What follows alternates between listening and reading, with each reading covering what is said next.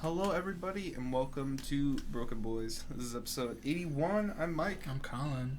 And yeah, today we'll be doing another little bracket for you guys for one of our favorite groups in rock music right now. But before we get to that, how are you doing this week?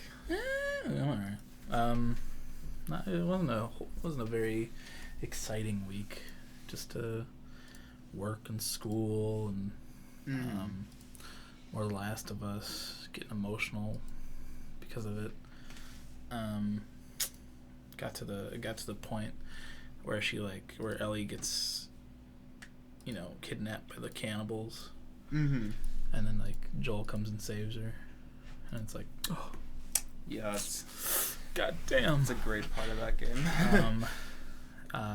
Very good though. Love that game very much. Yeah, I mean, other than that, just a little bit more Breaking Bad. I stopped going at such a breakneck speed. I only watched a couple episodes this week, but no, I watched the episode where they show the flashback to Max and Gus's meeting with the Don and everybody. I forgot how good that scene was. Oh yeah, it's fantastic. Great. But yeah, very good. I think I did a whole lot. Nothing super exciting happened. There was a bit of drama on the internet a couple days ago, yesterday, between Anthony Fantano and Drake. Yeah. Drake sent a DM to Fantano saying his existence is light one and stuff like that over and over again. It was like the same insult 3 times. Yeah. And everyone was kind of clowning on Drake. Well, no. What made it really funny is, and this is the experience I had with it too, is, Drake sent that DM, right? Yeah. And Fantano, he didn't really make a fuss about it, at all. I think Drake was expecting him to. Uh-huh. So Fantano just, he made a shitpost video saying, Drake DM'd me or whatever, and, what the shitpost video was, basically, a fake, person on the other end of the conversation saying, yo, what's up? It's Drizzy. I know you don't agree with all my scores. I appreciate the love on a couple of my stuff. But here's this really good vegan cookie recipe or whatever. It was just, I don't know, it was just a shitpost video like that. I thought it was just, Anthony doing his trolling when it first uploaded. Because it was not public knowledge that they had DM'd. Yeah. But Drake saw that and was still salty enough to be like, nah, everyone needs to know what I actually sent him. That he leaked the DMs himself of him getting left on red by Anthony Fantano, the biggest musician in the world. It's so sad. It really is. It was so fucking funny though. And even Fantano gets a lot of shit from a lot of people, but most people are agreeing that he's getting the W here. Yeah. Oh, no, it's very fucking. It's silly. Been very entertaining. Yeah. That happened. I missed MCR last night at Riot Fest, but I heard it was kind of a mess. There was one exit after the show, one entire exit for everyone to funnel into. Yeah. Very crowd crushy. Between every single song, Gerard had to be take a step back. Yeah. Take a step back. Stop crushing people. People were passing out and shit. But I don't know. Yeah. Brad made a video about him being there too. I'm not sure if you saw that at all. No, I was at work all day. Yeah, he basically, it was a 5-minute little video, basically saying those things, also saying that basically every MCR fan just smokes cigarettes, don't they? I mean, mean. It was that, and I mean they were like further towards the back, but even they were like, you know, not getting crushed, but they could definitely see what was going on. Yeah. No, I'm hoping they go on an actual tour. Yeah. I mean they're on an actual tour, but I hope they do like an actual just show in Chicago. Not a festival form. But you know, that happened. I've been having a lot of fun with the new iOS update. I can show you guys some of my backgrounds that I made. I made this Breaking Bad one. I don't know if you can see that. It's too dark. Yeah, there's this 21 Pilots one. That's your brightness a little bit. God. Oh my fucking god. Why are you not? What's your recording? Never mind. Whatever. No, it usually lets me do it still. There's this ouch one. It's the angle. Tyler. Halloween. Better Call Saul. I'm just having a lot of fun with this. It's a lot of little Kendrick, Mr. Morale. That one was good. Moon Knight. And then this Batman one. I like that one a lot. Yeah. Oh, that one is nice. Those are the new ones I made. But yeah, that's been fun. I listened to Pearl Jam's 10, which is their debut album that came out. One of my dad's favorite albums. It's a very good grunge album. Eddie Vedder's the singer, and he's a little unintelligible sometimes, but it fits the vibe of the music, and it gives me a lot of good Guitar Hero 3 vibes. So, yeah, and then we'll talk about new music in a little bit. But how was your week, Mike? Long. We're getting into that point of the semester where things are just getting. I mean, it's like not the beginning anymore, but we're nowhere near the end. So it's just like, yeah, it's been long and a little bit tiring. Full disclosure, I was taking a nap right before this, so like if I seem slightly out of it for these first couple minutes, that's kind of what's going on. That was also partially because we did something today, but I'll get to that. Yeah, it's just kind of been a long week. Naps have been part of a couple of my days. Sounds nice. Well, yes, but only because they're out of necessity, because my sleep schedule is really kind of fucked up right now. So it's survival naps. When isn't it fucked up, okay? That's very true. But yeah. So I mean, it like a lot of tiredness and shit this week, really. But getting stuff done. Starting a lot of projects. Specifically, I don't really think anything like podcast interesting specifically happened. I mean, we went to the record store yesterday. Yeah. Show me your finds. They're down there somewhere. I can explain them though. I got to well, Colin pointed them out to me after I said I wasn't gonna buy anything, and I was like,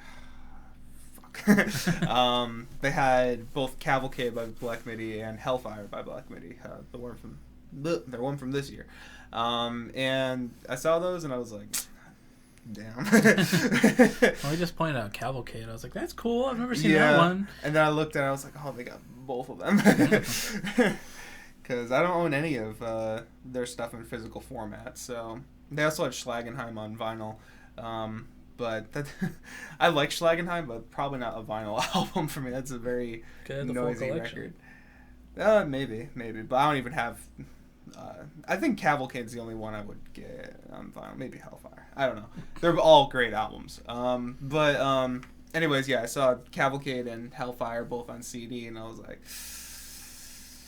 okay. And I obliged to my inner wantings, desires, and I got both of them. Woo. But yeah, I got those. 2 more for the collection. I really don't think much else happened this week. I mean, the Fantana versus Drake thing, that was really entertaining. But today we went to how do I disguise this? I guess I won't say what it was about, but we went to a festival today. That's part of the town where I live. Me and Vince, guest of the podcast, my roommates, and your friend, I guess. Sometimes we'll see.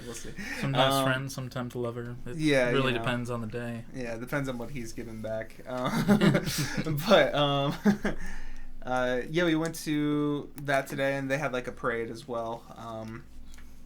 And that was nice. It was. We were trying to think. We're like, when's the last time we actually watched a parade? I think I've done it sometime in high school, but it was kind of nice, just seeing the local bands in there. They were showing off some of the pumpkins that they had. One place was, and their biggest pumpkins, and one of them was like 900 pounds. Like, we were doing some research on it. Apparently, it takes about like 16 years to grow a pumpkin like that. How does it stay good? I know, right? Like, I guess just the way they preserve it or something. I don't know. But, like, it was fucking huge. Huge pumpkin. That was pretty cool. So we saw a lot of those floats. We were with, I was with Vince and his girlfriend and some, like a group of his friends. Yeah, we did that. Then we checked out, like, this little arts and crafts fair, or not arts and crafts, or craft fair. A craft fair that was like nearby that we ended up parking at, which was probably smart, honestly. But we checked out a little bit. I got like a bag of licorice there, like red licorice. It's a world's best licorice, and they had like little samples. I tried one. I was like, that may not be a incorrect statement. That was really fucking good. It was better than a Twizzler? Oh, it was way better than a Twizzler. It was like kind of like the perfect cross between like what people think Red Vines is so good for and like a Twizzler. So okay, that was, yeah. I mean, I think I had a bad experience with Red Vines, so I don't want to like. What was your experience with Red Vines? It may have been stale when I had it. Oh, I don't know. Like it was like a lot more like plasticky, like texture. I think Red Vines are kind of plasticky. Do they? Anyway. Are they? Because if that's how they normally are, then I do not like Red Vines. Like people are like, oh, it's the best one. I don't know. But they were, yeah. I mean, the stuff that they had though, like it was like thick. It was nice and chewy. It was had really good flavor to it. Had like that slight Red Vine flavor to it. But I think it also, it like I said, it really felt like the in between of Red Vine and Twizzler. So yeah, I got a red bag. And Vince, he likes the black ones apparently. So yeah. Good for him. Good for him. Forward thinking. Yeah, forward thinking to the new Twizzler. Yeah, those are pretty good. There was some cool stands there. Some expensive stuff. They have like a whole like festival that's going on though, like carnival thing that's happening downtown, and like. There was way more stuff there than I would have expected. Like a lot of like carnival rides. There's like a huge Ferris wheel there. I was like, what the fuck? Where am I? Yeah, we like briefly went in there because we were thinking of getting some carnival food, some funnel cakes or corn dogs or something. We ended up not doing that, but we still checked it out a little bit. But yeah, we did that. Then we went to that pizza place that we've been to. We all got something to eat there. I got like a pizza when I probably should have just done like a couple slices, but it was still good. They have really good pizza there. Yeah, and that was pretty much that's pretty much what we did. We did that. I got back and I was tired, so I took a nap, and then I set an alarm to be woken up, and then I was like, oh, Colin was here 4 minutes ago. Yeah. I got here on time. But yeah. Mike set his alarm for 5 o'clock. It wasn't for 5 o'clock. It was for like 4:40, I think. Oh yeah, we also like kind of like hung around here and ate a little bit afterwards, and then by the time they all left, I was like, but yeah, so did that. Really, I don't think much else happened this week that I can think of. Anything like super notable. After the pod last week, we got dinner and then watched Scream. Oh, that's right. That did happen. Yeah. it's always hard thinking back to what happened after the pod. Yeah, we watched Scream. I thought it was really funny, the Matthew Lillard in that movie, who plays Shaggy in like the live action Scooby-Doo movies. He's like, I don't want. He plays one of the teens. Yeah, a somewhat bigger role in the movie. And he acts so much like fucking Dignan from Hive Mind. It was so fucking funny because I just could not imagine him as not Dignan. And apparently he gets that comparison a lot. And it's Riddler's great in, but you know, the way he portrays Dignan, his character on Hive Mind, really is like, you know, so much like that. It's very Stu from Scream. Yeah, Stu from Scream. Yeah. I like that you didn't spoil a 30-year-old movie. You know, I didn't know about it. I think I actually kind of did know about it, but I didn't realize it until I went in there. But you know, yeah, no, that was pretty good. I haven't seen a lot of horror movies, and I liked how intentionally campy, cheesy goofy that one was. Like, but it also like kind of. Like, it was, like, engaging while still being, like, stupid. Yeah. Yeah. That's one of my favorites. Yeah. So, yeah, I'm glad you liked it. Yeah, it's a good movie. Vince and his friends went and saw Pearl last night. Oh, yeah. But did they watch X? No. So, like, they were all, like, shitting on it today. They were like, oh, no, horrible movie. It was so bad. It made no sense. And then today... They watched the prequel movie. Yeah. Before seeing the movie. Today, while we were, like, hanging out or whatever, they were kind of talking about it a little bit more, and they were, like, looking into it. They're like, oh, so apparently there's a movie after it, or whatever. The movie X. It's like, it was like, has anyone ever seen that one? Like, they asked each other, like, no. They watched the trailer, and they're like, this movie looks better. Yeah. I didn't love X, but yeah. I wouldn't go see Pearl before going. They should have gone to see Barbarian. I heard that one's really good too. I'm gonna go see that. Is that another A24? No, it's not A24, but it's a really. It looks like it's a horror movie that everyone's like really loving right now. I'm gonna go see that this week, I think. But I thought that was entertaining so a little bit. Oh, excuse me. Yeah, X came out earlier this year, and then that one came out. I'm surprised. Yeah, I when I was looking into it, when they said that they went to see it and they didn't like it, I was surprised to see that it was like a prequel to a movie that came out like, you know, it's like February. Yeah, it's like there's like one of those things where it's like they couldn't have known like if this would be successful or not, and yet they still made it. Yeah. Well, they're working on the third one now. So Jesus Christ, what the hell? If it comes out this year, that's really impressive. Yeah, I don't know. That's crazy. Yeah. I don't really know like much about those movies, so yeah. I mean, X was okay. Wasn't my favorite movie of the year. I'll probably wait for Pearl to come out on like streaming services. But yes, legitimate streaming services. Yes. But yeah, that's funny. Yeah, I thought it was entertaining too. But yeah. New music news. Yeah, we had some new music. One thing that dropped was I can edit my notes from here too. That's weird. Sorry, the notes that it like sends to myself were changed, I guess, with iOS 16 or something. Yeah, there was a single from Backseat Lovers that came out. Do I have it readily able to talk about? I do not.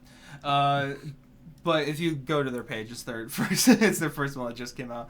It was really good. I liked it a lot better than the first single. I thought it really felt like a mature continuation of the stuff they were doing on their first album. Really honing in more on like, I guess, I don't want to say artsy elements, but things that are a little less poppy, but in a good way. And like, I'm excited for this record, and I think I really enjoyed their debut, and I think you have too. Oh, yeah. I enjoyed their debut a lot, so I'm excited to see where that goes. Yeah, I have not checked out that, or I didn't even know it was the first single, but I haven't checked out either of those. Yeah. But I'm excited for that album too. Hell yeah. James and the Shame. Oh, aka right. Rhett. He released a new song called "Give a Damn." It's probably my least favorite of the three he's released so far, but it's still good. Album comes out next Friday. Very excited for that. Yeah, the new single's just kind of like it's it's good, but it's like it feels a little more stadium country than the last two. It still feels kind of older, but it's more. It feels like a kind of, I don't know, more modern kind of feel. Modern older. Yeah.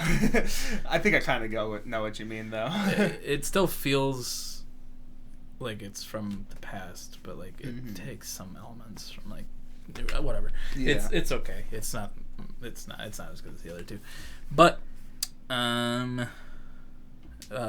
new Joe album came out. What's it? Decide. Yeah, I just saw it a second ago, so that's why I know. And it is really fucking good. It is so well produced. Joe sounds really good on it. Everything flows together super nicely. It's only like a half hour long, but like, shit is fantastic. Honestly, I don't know where it'll land on my albums for the year, but it's gonna be pretty up there. You listened to it too, yeah? Yeah, I listened to it once last night. I haven't gotten a chance to listen to it again, but I did enjoy it quite a bit, and I was liking it more as it went on. It really is like, because when it comes to like things from actors, like music from actors, it's always a little, like big actors, especially, like a character like Steve from Stranger Things. Sometimes I feel like the music gets a little overpraised just because it's like, hey, Steve makes good music. Even though I did like Chateau, I think that's the one you had as your song of the week, right? Yeah. Even though I did like Chateau, and I have yet to hear anything bad from him, it's always just one of the things where I'm like a little wary going into it, like, I may not like this as much as others, but no, it's like legitimately like really fucking good. Yeah. Like, the production's great. The songs are really catchy. It's like, it's kind of like that synth pop area that I need like a little craving of a little bit in my life. Like, it's filling that hole that Mercurial World did for me last year. Yeah. Even though I guess that was the beginning of this year, but still, like, it's really good, and I want to get more listens in to it so I can fully say which stuff I enjoy the most. But it had good structure to songs, it had catchy melodies, great production, great bass lines on it too. It was some good shit. Man, when I listened to his first album, I said that it sounded like a mix between Cage the Elephant, Tame Impala, and one other band. I forget what it was. But this one really leans into the Tame Impala feel. Yeah, and it's more like Tame Impala mixed with like modern day Weekend stuff a little bit. Yeah, and it's I highly recommend that shit. Very fucking good. Anything else come out? Nothing else came out. I listened. What'd you listen to? I listened to a couple other things this week. I listened to Cave World by Viagra Boys. It's just kind of one that like interested me a little bit, and I one day I was like, yeah, fuck it, I'll throw it on, and I had no idea what it was going into it, so like that kind of intrigued me. It was interesting. It's like kind of like, it's definitely like punky, like I think post-punk is what it technically is, but like it feels a little bit more like punk than something like, I don't know, Black Country New Road. It's very political, like very, very liberal stuff, but like it basically making fun of the other side, so it's kind of funny. Like the whole last song is like, reject society, return to monkey, or something like that. That's really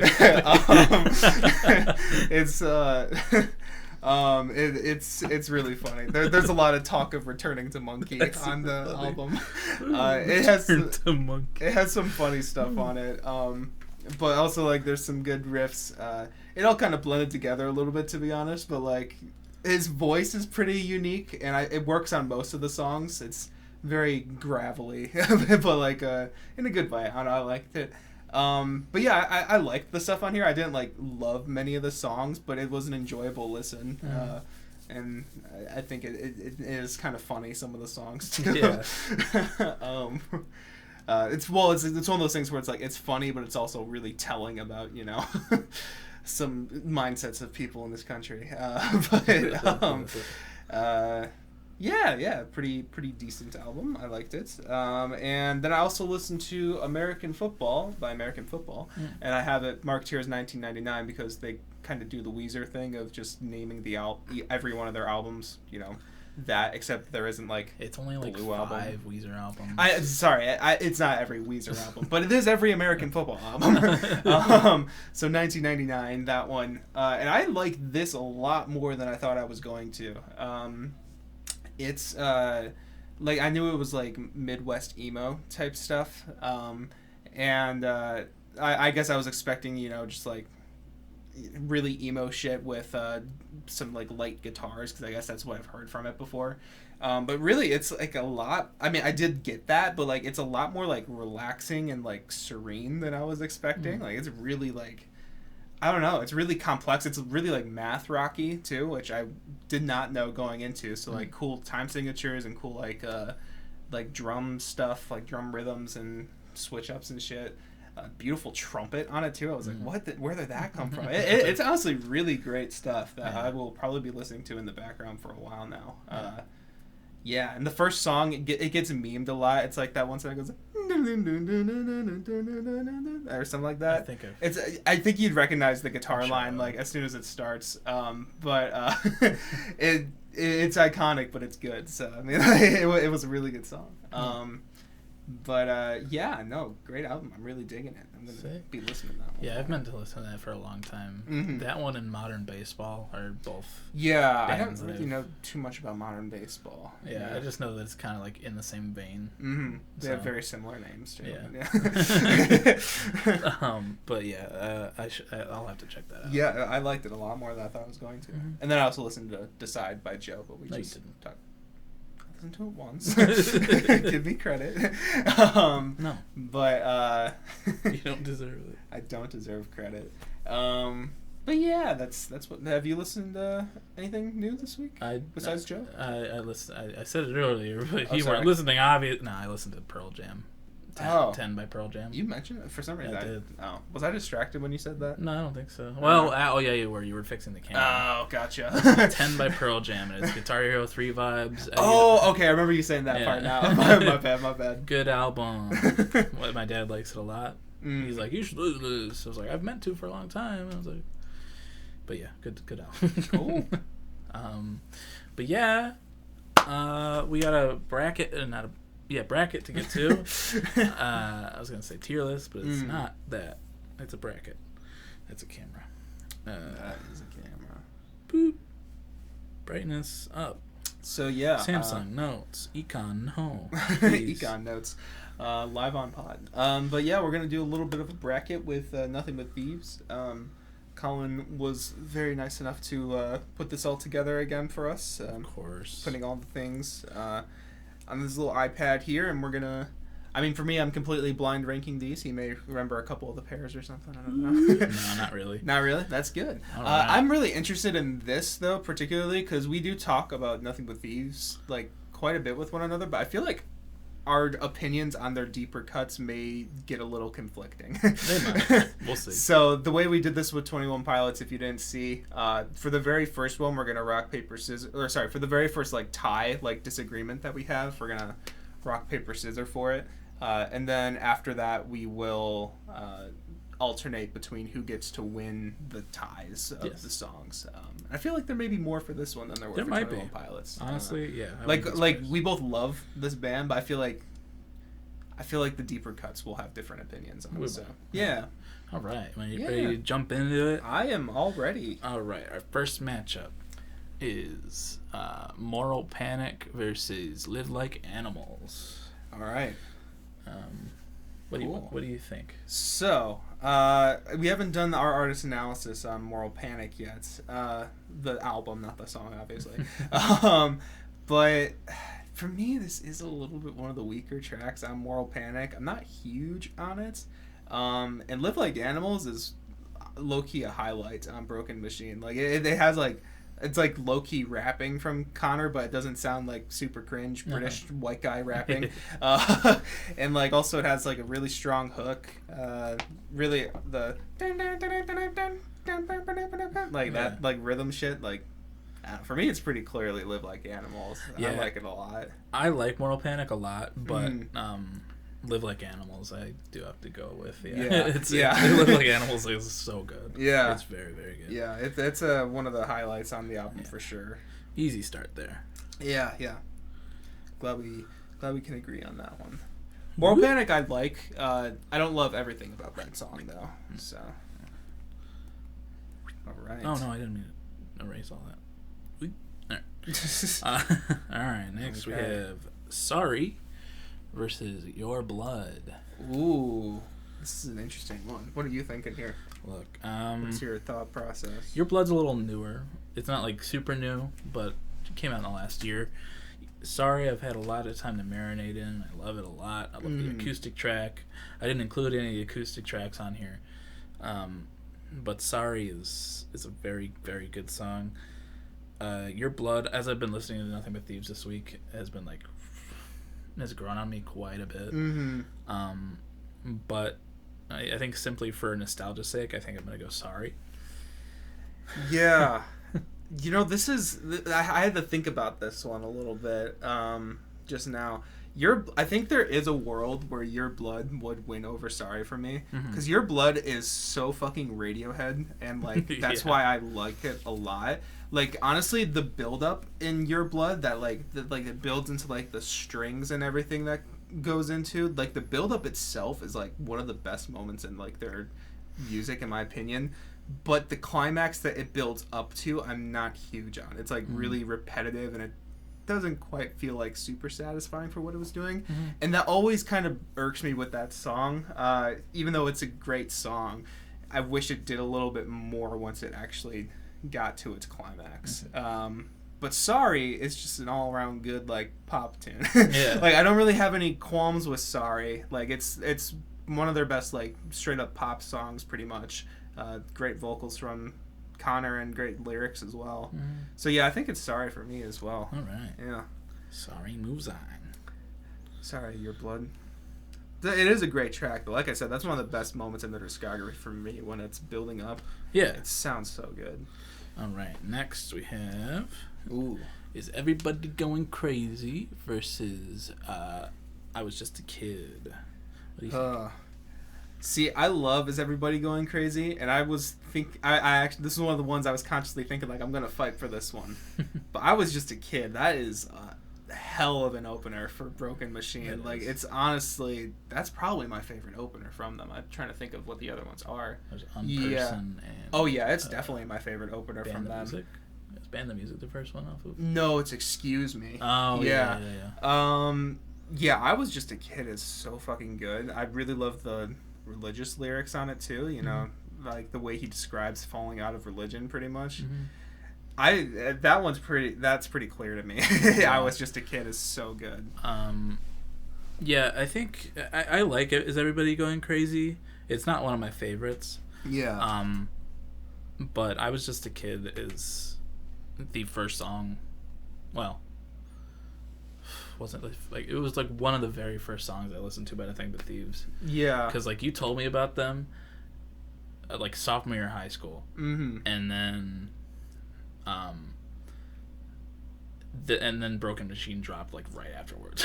Yeah, so, I was trying to remember. Did I tell you pre or post? It was Broken like Machine because I knew of them before. Oh, the day before. It was like it might have been a week. It might have been a couple days. Yeah. But it was like very soon before Broken Machine. Yeah. And I fell in love with them when Broken Machine came out. Yeah. So yeah, I think "I Was Just a Kid" wins over "Is Everybody Going Crazy" for me as well. Yeah. All yeah, right. It's just a great opener in my opinion. It is. It's so energetic. Unless the fucking drums are the. Oh yeah. Very Broken Machine heavy. Yes. Winners right now. I mean, a little expected for me. Oh yeah. All right. Next we have "Get Better" versus "Free If We Want It." Interesting. Do you have anything to say on this one? I mean, I have something, but I don't know. Like "Get Better" is that's off of the first album, isn't it? No, that's in it. I've been listening to too much Nothing But Thieves. Is that off BrokeN Machine? It's off BrokeN Machine, yeah. I like Get Better. It's probably one of my least favorites on BrokeN Machine. Yeah, for sure. But I Free If We Want It. I enjoy that one quite a bit. I don't know. This is a weird one. Yeah, this is a weird one. What I mostly have to say about it is I think these are both my least favorite songs from their respective album. Free If We... I was actually thinking about it before we started this bracket. I don't think there's a bad Nothing But Thieves song in their discography. Mm-hmm. But there's kind of a lot of mid on Moral Panic, and this song to me is almost the epitome of that midness. And Get Better is, I don't know, I feel like it has a little more character to it. Yeah. I think I kind of like Get Better a little bit more than Free If We Want It, to be honest. Yeah. I have no I'll go with whatever you say because I have no real. Sure. I have no real Yeah, that's kind of it's a not a yeah. It's not a clear cut answer, but it's not in a good way. Oh my gosh, right. Which one of these is it gonna be? It's no, which one of these is it gonna be? Next we have Future Proof versus There Was Sun. Interesting. EP cuts. Yeah. No, There Was Sun was on regular Moral Panic. Oh, it wasn't? Yeah, it was. I will pull this up right now. I was thinking of their Forever and Evermore EP. Oh, yeah, no, the free There Was Sun is on, regular Moral Panic. All right. Yeah. Oh, were you thinking You Know Me Too Well or something? I don't know. Probably something. We'll I don't see. know. Future Proof. Future Proof is from the EP, though. Yes. Yeah. Very good song. Yeah. Very good addition to Moral Panic 2. But There Was Sun. I like that one a lot. it's one of my favorites off the original Moral Panic. It's a weird one for me as well. Yeah. Because There Was Sun has kind of a unique vibe for stuff from there. I really like the effects they put on Connor's voice. Yeah. I really like his singing on it. I think the computer's fine. Yeah, just Future Proof is a very good harder song. Yeah. But yeah, I think I'm gonna go There Was Sun, to be honest. This one is weird. There Was Sun has such a unique vibe that I like a lot. Future Proof is it's a screamy, well, not screamy, a little bit, but it's a banger from them. Mm-hmm. A loud one. Honestly, I think I am also leaning towards There Was Sun a little bit. Future Proof I like a lot, but I think it is one of the weaker ones from the EP it comes from, because that Moral Panic 2 EP is great. Oh, yeah. But it was the lead single, and I remember being okay, I like this, but then when the actual EP came out, I was oh, this EP's great. Yeah. I think I am leaning a little towards There Was Sun, which is surprising to me. I'm surprising myself today. All right. So There Was Sun. Yeah. Oopsie. It has such a unique What the fuck is going on? I don't know. It has such a unique vibe for their songs. It's relaxing, but also what I could be, what I could be, what I used to be. I don't know. It's catchy. I like it. Yeah. Is your thing working? Yes. There we go. It's a little thicker, but okay. Right. This will just mark the spot where your marker stopped working. Next we have Graveyard Whistling versus Trip Switch. Both first album cuts. Yeah. Graveyard Whistling is the first song I heard by them before I knew the band, really. I watched the music video because RJ Middy's in it. That's If I Get High. Oh, fuck, you're right. Damn it. You're good. I'm kidding. Yeah, he was joking. He was testing my knowledge. Yeah. We'll get there later. Yeah. But both good songs. I talked first last time, I think. So. Yeah, I mean, Graveyard Whistling is a weird one for me. I like it, but I feel like I don't love it that much. And Trip Switch has a really strong chorus. Mm-hmm. This was kind of their first hit, if I remember correctly. I mean, it was, I think, a hit more over in the UK. I thought Graveyard Whistling was pretty big. It may have been. I don't know. I just remember my brother, I talked to I just mentioned the band Nothing But Thieves at some point, and like he knew the song Trip Switch, like it came on like in his Spotify recommendations or whatever at some point. I think, I don't know, but like Trip Switch, like it definitely has a really strong chorus to it that I like quite a bit. Got like a nice little, some cool like instrumental stuff going on in there too. So like I think I'm leaning more towards Trip Switch on this one. Graveyard Whistling I like, but like I've never really loved as much as some other people have. Okay. Yeah, I'm some of those other people. I really love Graveyard Whistling. I really love Graveyard Whistling. Yeah. Trip Switch, these are both really good songs. They are, yeah. But I like the like softer kind of feel of Graveyard Whistling compared to Trip Switch. The Trip Switch is very, very good. Okay. So yeah, I'm gonna go with Graveyard Whistling. All right. Well, fuck you. Well, we gotta. All right. Rock, paper, scissors, shoot. Fuck. Oh. Right, well, do you want to do best 2 out of 3? Nope. Okay. It wasn't stated beforehand, so we'll do that for the finale to create that tension. But if we need it, yeah. If we need it, that's true. Graveyard Whistling. Haha. Fuck you, Mike.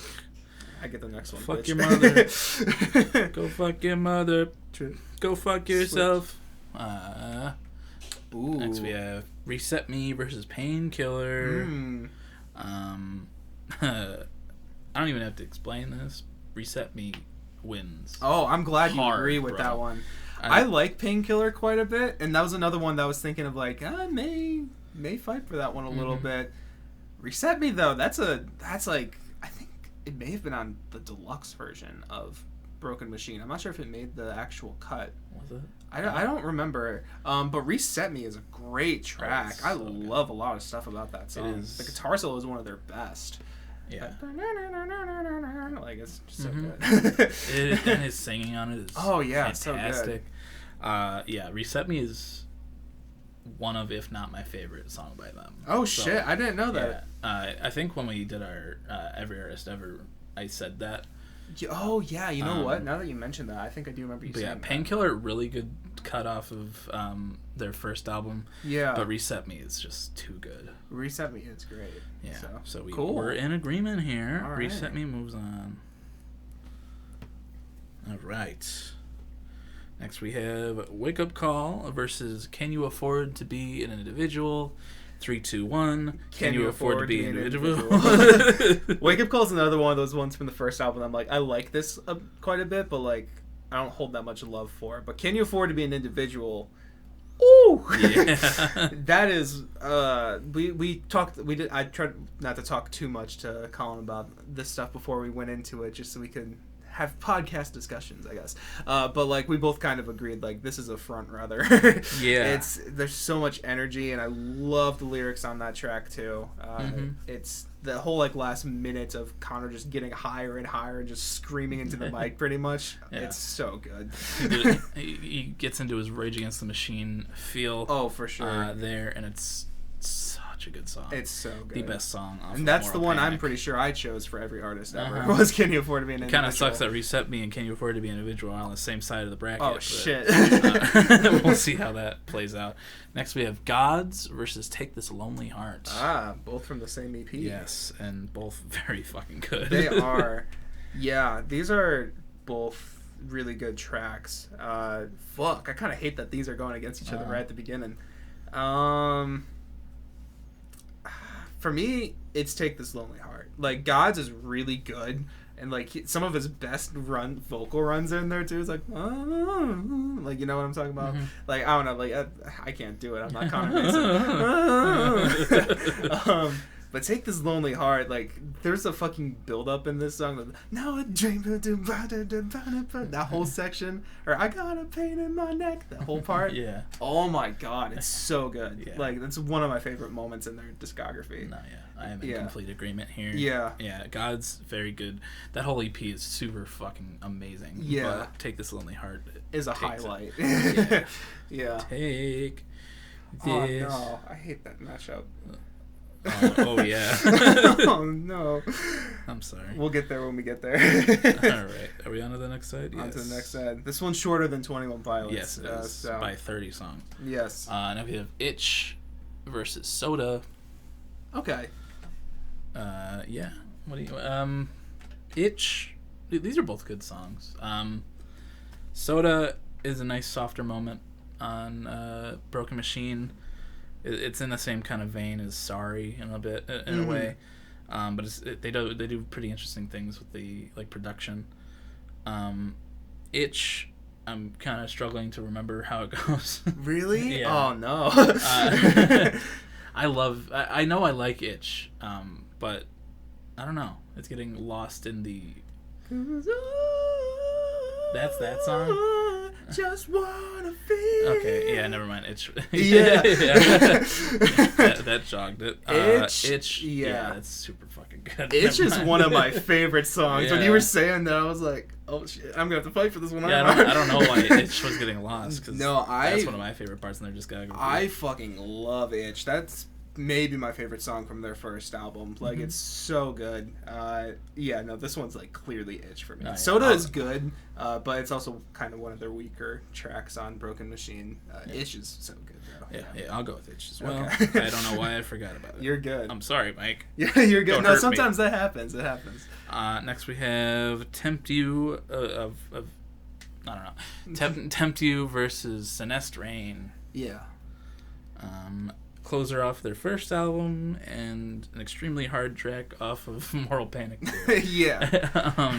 Yeah, actually these are kind of, I think, the most opposite you can get in their discography.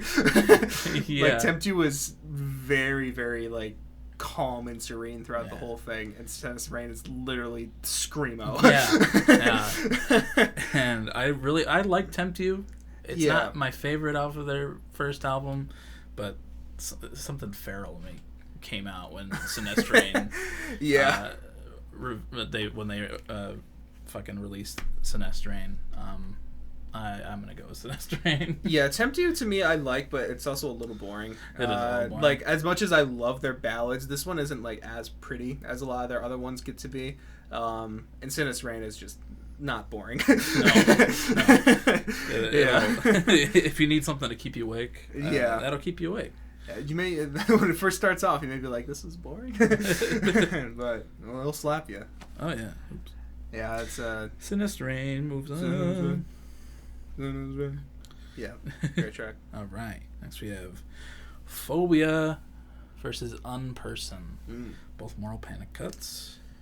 Phobia is really a very interesting song. I like that one a lot. Yeah. Unperson opens the album pretty well. But I like Phobia quite a bit more. Yeah, these are both tracks that I like from Moral Panic that I think do pretty well. But Phobia, like you were saying, is the more interesting song. It has almost like Billie Eilish like influence in the beginning of it, but then turns into like this hard banger towards the end. Yeah. I wanna be Euphoria. Yeah. I like the way you sing. Yeah, Unperson is a good song, but it's Phobia for me. Yeah. All right, Phobia moves on. All right, next we have Crazy, their cover of Gnarls Barkley. And Lover, Please Stay. Damn. Crazy's a good cover. I do like it a lot, but Lover, Please Stay is such an emotional fucking track. Yeah. And re-listening to it again after not hearing it for a while, preparing for this, it hit me quite hard, and Lover Please Stay wins pretty heftily. Yeah, one of the things that got our like mini discussion on this bracket started was you told me like, oh yeah, just to fit in even a number of songs, I put in Crazy from the cover of Crazy.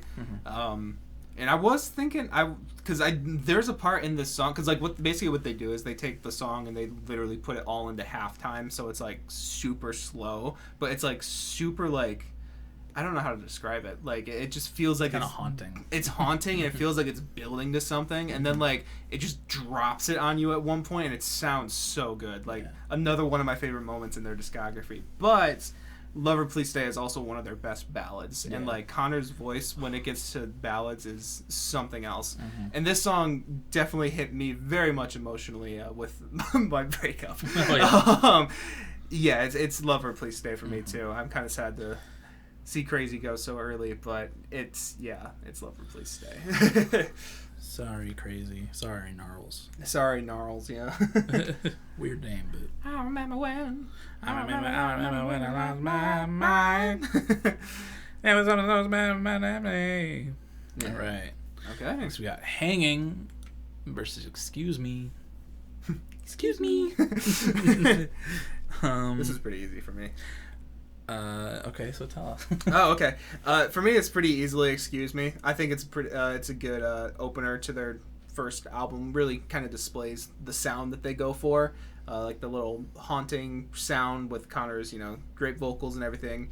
Hanging is all right. I kind of forget about it a lot though. Like it has a good chorus to it, but like pretty much everything else about it is a little unnotable.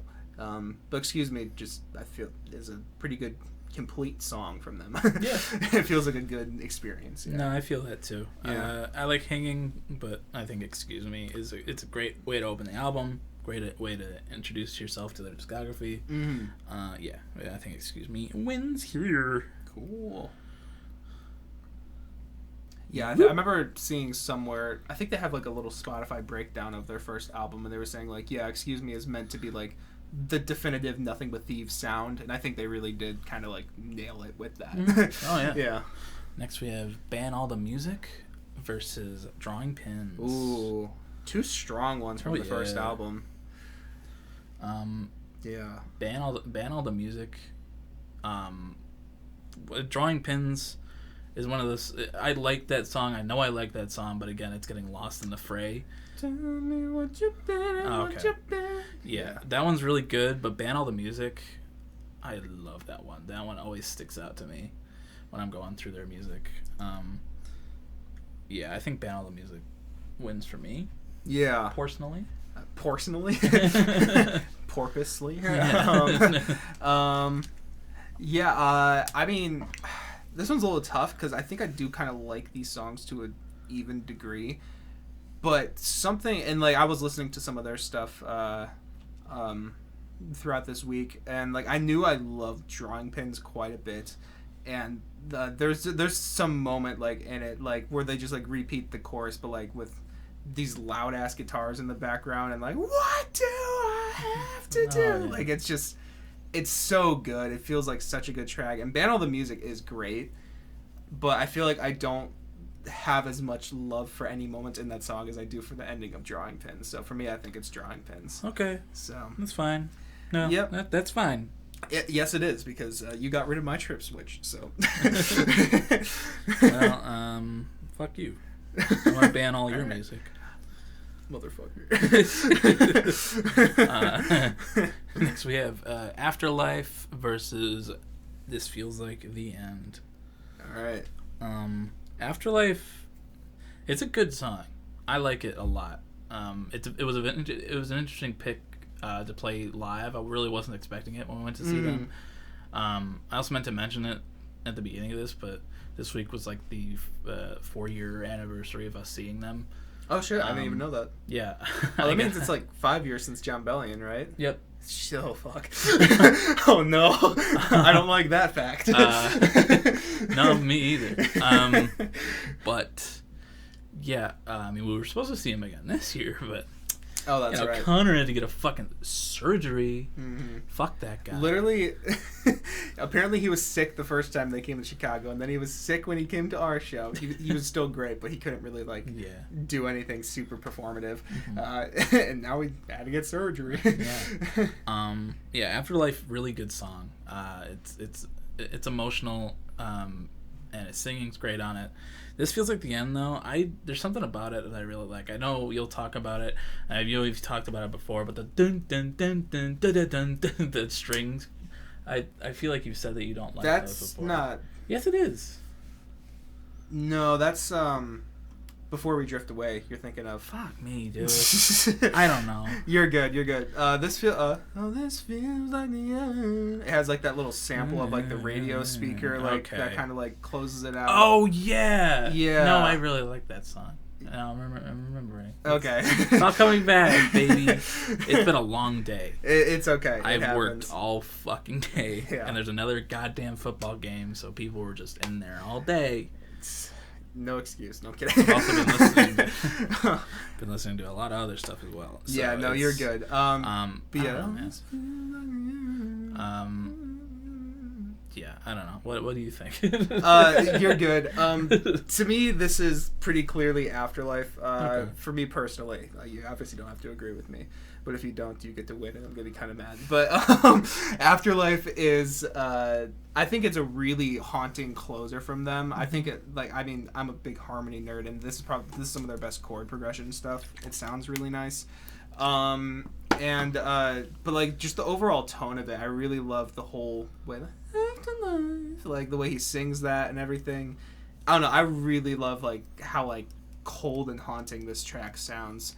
And this feels like the end is another one of those moments from Moral Panic for me that's a little more mid. Like I just kind of like it doesn't really do much for me. It's better in the collector's edition because it actually is placed towards the end of the record. Like I think it's the second to last song, which makes more sense, but like where it is like in regular Moral Panic and just itself as a whole song, like it's good, but it doesn't really do much for me personally. But I do love Afterlife a lot. No, yeah, I'll go with Afterlife as well. I do. This feels like the end. I like it more than you do. I remember now listening to it. I think in the shower or after the shower a couple days ago, and I remember I was like, oh fuck yeah, I like this song a lot. Yeah. But no, Afterlife, yeah, I agree. It's very haunting, very good, and his singing is beautiful on it. So I will go Afterlife as well. Cool. Afterlife. All right. Next we have Hostage versus Forever and Ever. Fuck, I hate this one. Do you? You talk first. Hostage, I like it a lot. That's off the first album. Yes. It's great song. But Forever and Evermore, it's one of those songs that makes me feral. Mike didn't like it at first. We had to see it live for him to truly appreciate it. But yeah, Hostage, great fucking tune, love it. But Forever and Evermore, baby, it's one of their highest points in their discography for me. Yeah, I'm gonna go Forever and Evermore. I hate this because there's absolutely a version of this. Like if you were just to shuffle these songs one more time, I bet you Hostage would have made it like a couple more rounds.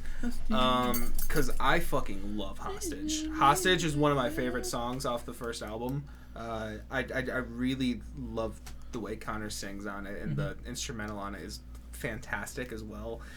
But Forever and Evermore is that as well, but it's like it's more condensed, it has more interesting stuff to it, and it's just overall like a little bit more interesting of a song, a little bit better of a song. Even though I fucking love Hostage. It hurts me, but it's Forever and Evermore. Yeah. It's okay, Mike. It's okay. Can I disagree with myself? Can like oh shit. It's okay, Mike. You'll get over it. I will. I'll forget about it by the next round. So.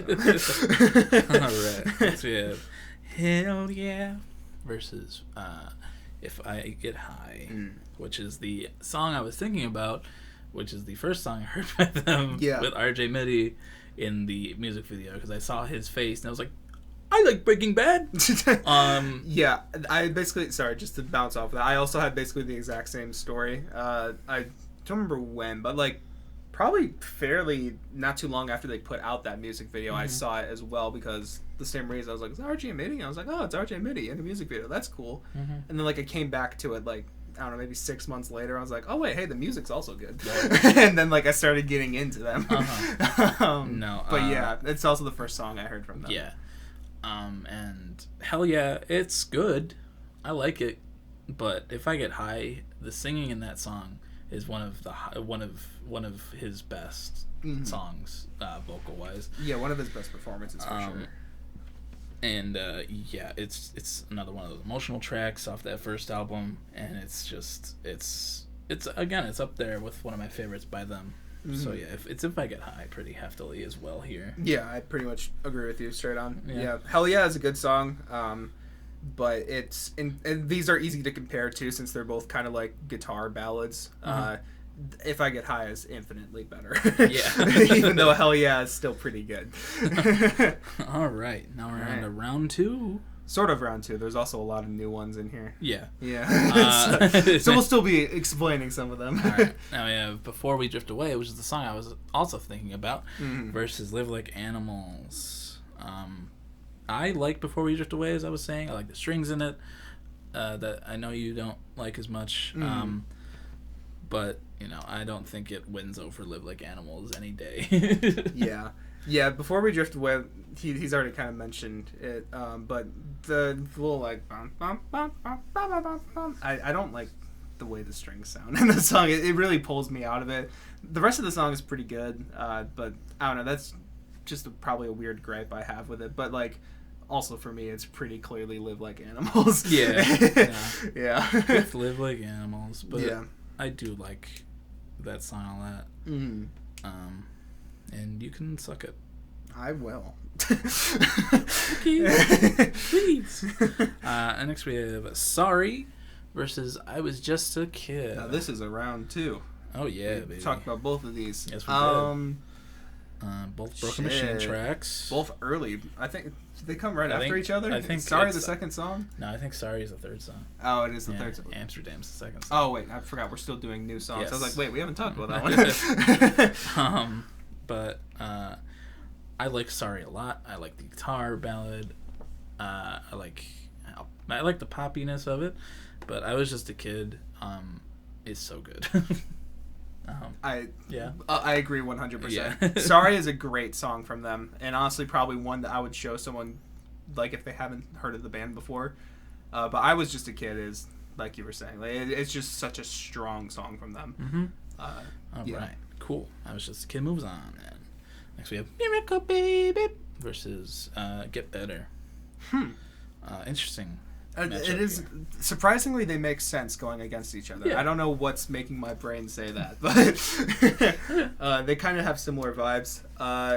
For me though, "Miracle Baby" really grew on me a lot. I think especially in terms of its placement on the EP. Like it, bless you. It's a really strong track, especially towards the end. The ending of that song is really good. Yeah. Like the way it just rides out the instrumental. And "Get Better," it like we were kind of talking. This was our matchup. That was this one and whatever one it went against before. We're both like kind of low tier. Nothing But Thieves. But "Miracle Baby" I think wins pretty clearly. No, "Get Better" is good, but "Get Better" is good, but "Miracle Baby," I love his singing in that song so much. It's it really is so good. fucking good. Yeah, I remember when it came out as a single, I was like, oh, interesting. And then like when I heard it in the actual EP, I was like, oh, interesting. Oh, baby. This is a miracle. Yeah, it's really good.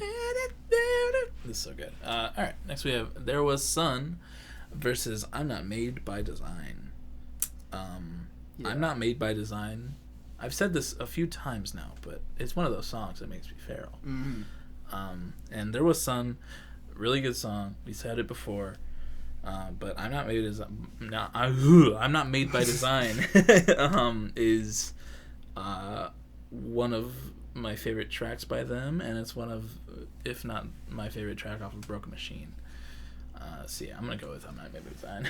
Yeah, I agree. Once again, pretty much wholeheartedly agree. "I'm Not Made by Design" is it's another "Sticking It to God" track. Fuck that guy. Yeah, but his vocal performance is great. The instrumental is great on there too. Oh yeah. That's pretty clear for me. Yeah. Okay. Next we have "Real Love Song" versus "Graveyard Whistling." "Real Love Song" was when it first came out. I was very interested by the sound. It was weird. Like the way it starts off was it's still weird now. Yeah. Like it's like he has a weird vocal.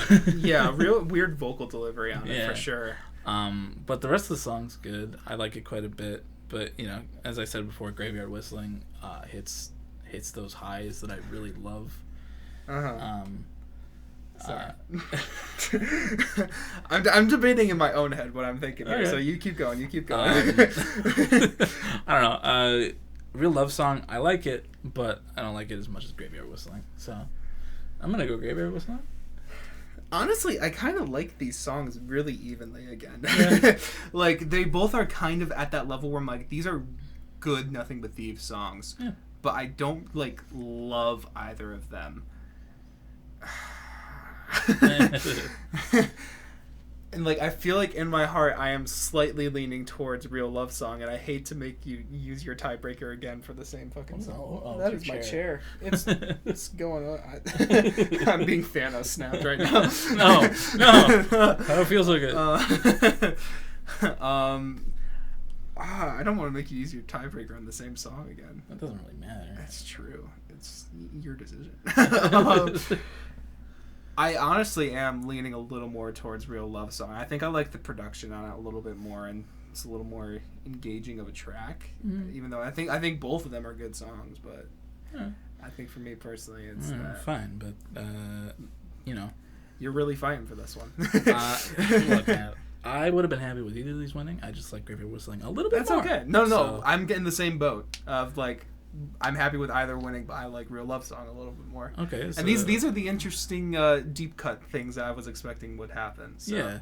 I mean, you could, if you were happy with either one winning, you could have just not maybe used my tiebreaker and gone with Graveyard Whistling. Same thing could be said for you. I mean, you could just, you could be like, you know what? All right. Next we have Reset Me versus 6 Billion. Which, 6 billion lives, Connor. You couldn't have just looked on Google and saw that there's 7 billion people alive right now. Yeah. I think there probably were at the time of making the song, too. Yeah, there were, for sure. It's been 7 billion people for a while now. Maybe he's just excluding 1 billion people because he does not see them as people or something. Whoa. Connor, your math's so little wolf, bro. I don't know what they teach you over there. Over there, you call it maths too. Mathematics. It's MATHS over there for whatever fucking reason, you fucking weirdos. 6 Billion is a good song. It's an extra track on their first album, but Reset Me again. Yeah, fucking stellar, bruv. Yeah, once again, you basically same sentiment. 6 Billion, it's good, but it's another one of those songs that's a little low tier for them. Like it's not as interesting as a lot of their stuff, but Reset Me is an interesting track. Oh yeah. I need to check right now if that's a deluxe track. It is, because Afterlife is the end of the standard. Reset Me is the first deluxe track. Oh, look at that. Reset Me is a fantastic song. So, all right, baby. Goodbye, 6 Billion. All right, next we got You Know Me Too Well by Nothing But Thieves versus Can You Afford to Be an Individual by Rage Against the Machine. Damn, this one also kind of hurts. It does hurt because You Know Me Too Well is so good. That's a great track. I think I didn't like it as much at first, but it's one of those ones that's grown on me a lot. It's over the years. Yeah. But Can You Afford to Be an Individual, bro? And yeah, that one's not a grower. It's just an instant. Yeah, it's instant. Like first time you listen to it, you're like, damn, this is fucking awesome. Yeah. And it stays that way. Yeah. So yeah, sorry, You Know Me Too Well. You can abbreviate that if you want. Nah. He's writing out the whole thing each time. Can you afford to be an individual? All right, fine. You could just say, can you afford ... or something. Individual. That works. CYAI. Can you afford individual? Ford an individual. Hold on a second. Whoa. All right. Next we have Take This Lonely Heart versus Neon Brother. This is the one like 20 minutes ago that I was like, oh no. Yeah. Talk us through it, Mike. Okay, I'll talk you through my heartbreak. I love both these songs. These are both songs I would put in my love category. Neon Brother, I think, it's another bonus track off their first album, but like it has such a cool guitar line to it. The lyrics are really cool as well. I really like the imagery he has of like having two hearts beating and like which one drew you in or whatever. Like I don't know, it's such cool stuff. And Take This Lonely Heart, we talked about before, like it has that insane build in it, and like it's a really good chorus and everything. Look, Mike. I love Neon Brother. I really do. As I'm talking through my broken feelings, I think it goes to Take This Lonely Heart by just a smidge for me. That's unfortunate because Neon Brother is where I'm going. I'm honestly in my... oh wait, but shit, I win this tiebreaker. Yeah. This is so conflicting. Beyond Brother is I wish you could just good. It's one of my favorites. Take me out of my misery and take it from me, but I had to go against Graveyard Whistling. Shit. Oh man, like I said, I love both these songs. I really do. He's gonna rip his beard out, folks.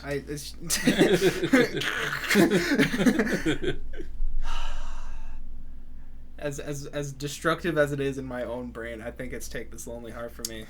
Damn you! Not by much. That's really unfortunate. I love that song so much. I do too, man. I do too. It's like shooting one of my children. He's had to do it in the past. Yeah, this is the exact same feeling I had. It's kind of a fucked up analogy because you've had to do it. Yeah, Poor little Mike Jr. Mike Jr. Mike Senior had Walter. Dad. Please don't shoot me, Dad. Michael. Michael Senior. All right, so I won that tiebreaker against myself, pretty much. But we are the same person. Yes. Particles versus Itch is the next. Damn, this is another high tier. It is. Oh God. Fuck, you talk this one first. Look, even though I didn't remember how Itch sounded before Mike recited it for me. Yeah. Give you a recital. Yeah. I love that song a lot. It's so good. But Particles is one of those ones that I think it hit me hard after my breakup as well. Yeah. And his singing's gorgeous on it. It's gorgeous on both songs, honestly, but Particles, I don't know. Particles is one that I think wins for me here. Oh, man, I'm having more internal conflicts here. Because I agree with everything you said, except I think I have a different conclusion. Particles is great. It's a fantastic track. One of his best vocal performances. Yeah. Really great. One of their best choruses, too. But Itch is also one of their best choruses. And it's a completely different vibe. It's so dark and cold, Itch. And, oh my God. I love the atmosphere on that track. I love his vocals on there. Oh, my God. These are both... Why is this both the second round? I'm sorry. One after another of these really hard choices. It's just what the wheel rolled. Oh, fuck the wheel. I want to re-roll. Redo the episode. Roll for sandwich. Shit, man. Like I said, I love both these songs. I think internally, Itch is... You're going to make me use my tiebreaker again already. I know. It's right one after another, Fuck, one after man. another. Damn it. I think it has to be Itch for Fuck me. you, so man. Particles is going on. I was saving that. I'm sorry. It's such a good fucking Particles song. moves on, but fuck you, Mike. Yeah. But also, Itch is so good. Yeah. All right. Next we have Sinestrain versus Phobia. This could be interesting. Yeah, it could be. I don't know, man. This is a weird one for me as well because I like these songs. I think kind of equally, but for different reasons. Yeah. Sinestrain goes hard as fuck, and Phobia is just one of their more interesting production-wise and vocally. Man, I don't know. I don't know. For me personally, I like Sinestrain. I don't like it quite as much to the level you do. Okay. You like... is it safe to say you love that song? I want to put words in your mouth. I love 90% of their discography. That's true. I'd say Sinestrain is one step below the love tier for me. It's almost there, but something about it, I'm just not as oh my God, this is so good. But it's still really good. It exploded my brain the first time I heard it. Yeah. I wasn't expecting screams. Oh yeah, no, that's basically the only song they scream on. I can't think of another screaming Nothing But Thieves song. But Phobia, that's just an always interesting track to me. It's always a journey to go through. It's fun listening to. It's, I don't know. I think for me, Phobia is I enjoy listening to Phobia more than I do Sinestrain, me personally. So for me, it's Phobia, not by a whole lot, but still kind of clear in my head. Yeah. Oh man, like I said, I like these pretty equally. So I'm happy with either winning. And because of that, I'll let Phobia go. I'll let Phobia go over. Okay. We got a P versus P for that next round. Yeah, man. Particles, Phobia. And that one's pretty easy, but yeah. Yeah, we'll get to there. by Sinisterain. I loved you. All right, now we have number 13 versus Lover Please Stay. Okay. This one's pretty clear to me. I think so too. Yeah. I really like number 13. Number 13, great track. I like it quite a bit. It's off of it's an extra track off of. Yeah, it's a bonus off this, BrokeN Machine. Yeah. I like the how it gets the chorus a lot. But Lover Please Stay again is that really fucking hard-hitting emotional track that along with Particles was one that hit me after my breakup. So yeah, I think Lover Please Stay wins handily here. Yeah, for me, unlike Reset Me, which is also a bonus track, number 13 to me kind of feels like a bonus track. Mm-hmm. Like I feel like I like it a lot because it's a really good bonus track. Yeah. Or well, it's a good bonus track, I should say. But like also at the same time, it feels like a bonus track. It's not quite like, I don't feel like it matches up to the highs of most of what's on BrokeN Machine.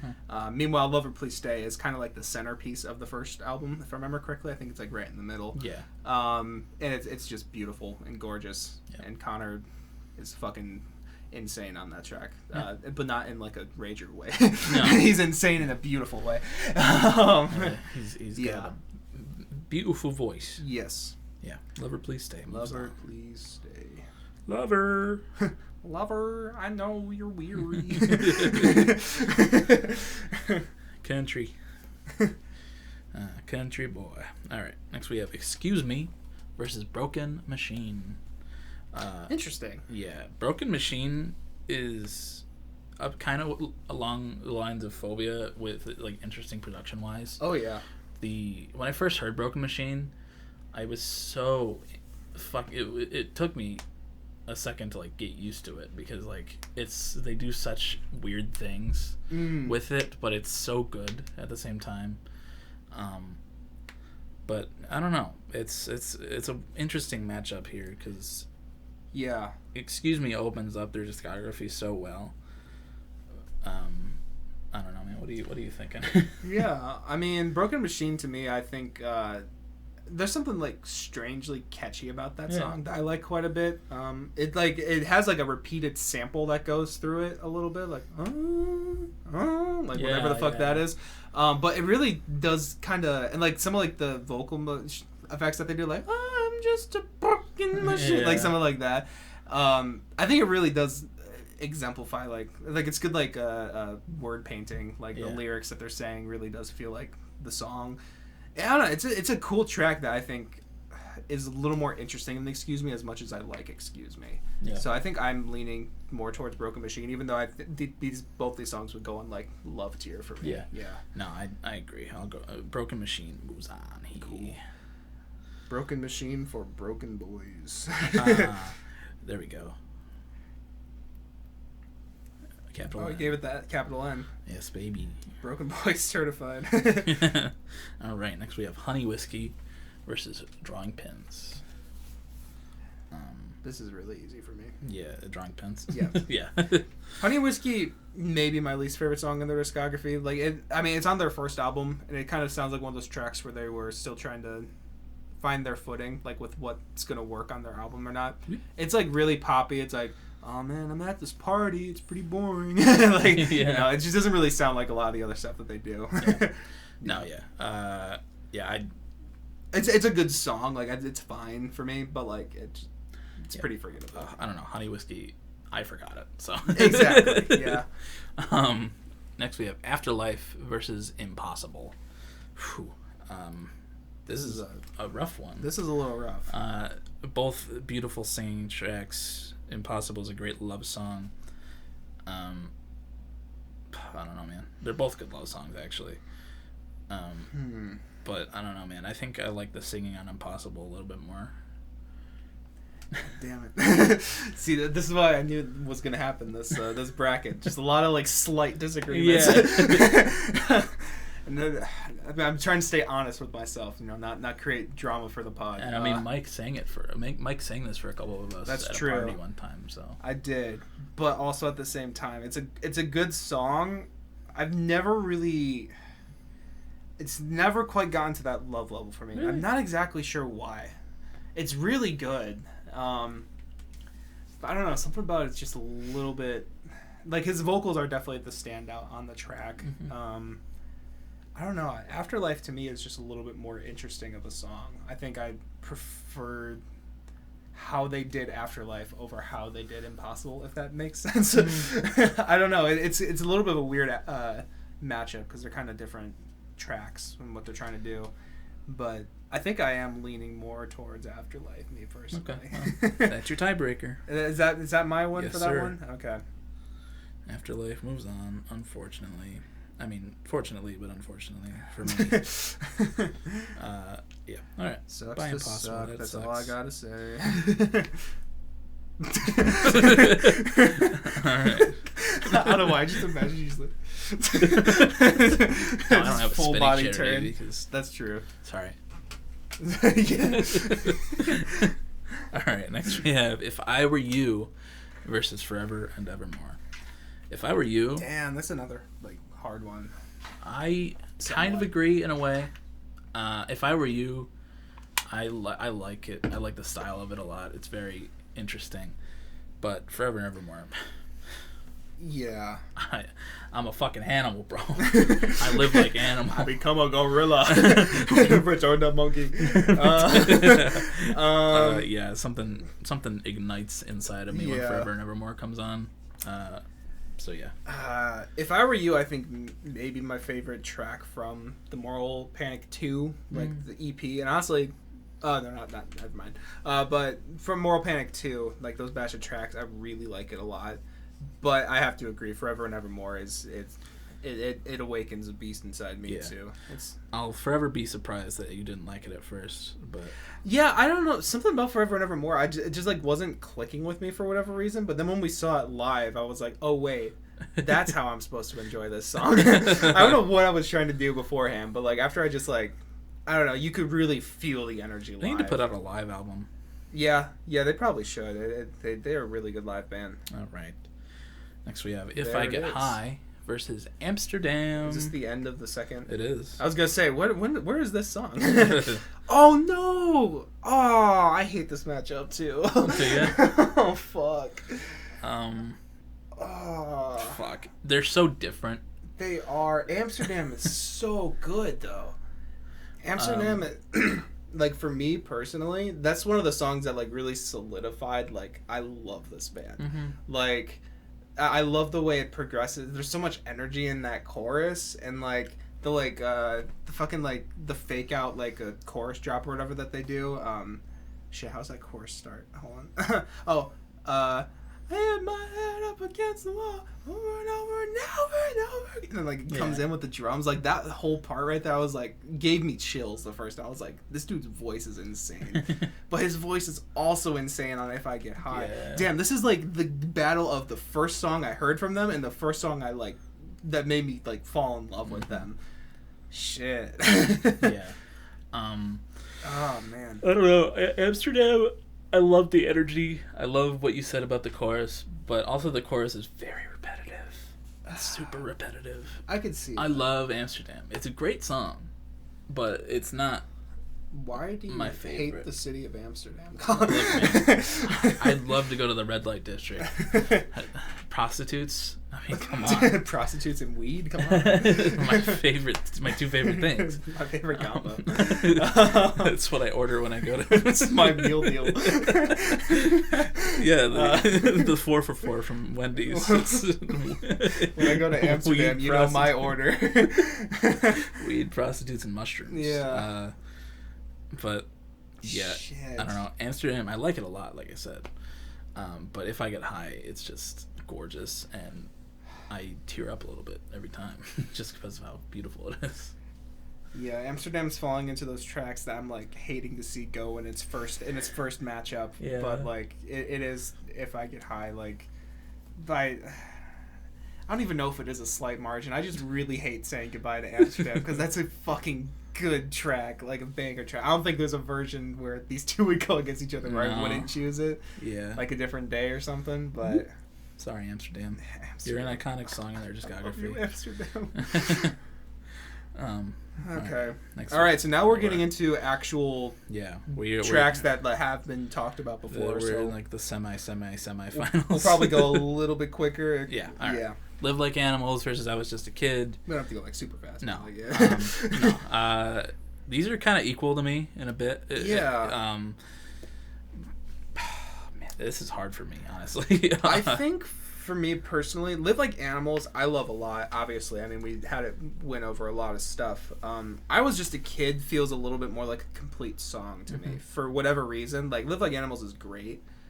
I think something about, maybe it's like slightly repetitive for me, possibly. But like, I Was Just a Kid is just like an experience of a song. I think the way it builds up and the way it like kind of like simmers down towards the end too. It's just, I think it's just like a gorgeous experience that they made. So I think for me it's slightly I Was Just a Kid. I'm happy with either of these, so I will go I Was Just a Kid as well. Cool. Just and Kid. I Was Just and Kid. Woo! My Live Like Animals. Sorry, baby. All right, Miracle Baby versus I'm Not Made by Design. I was gonna say ooh, but also not really. Yeah, it's Miracle Baby is.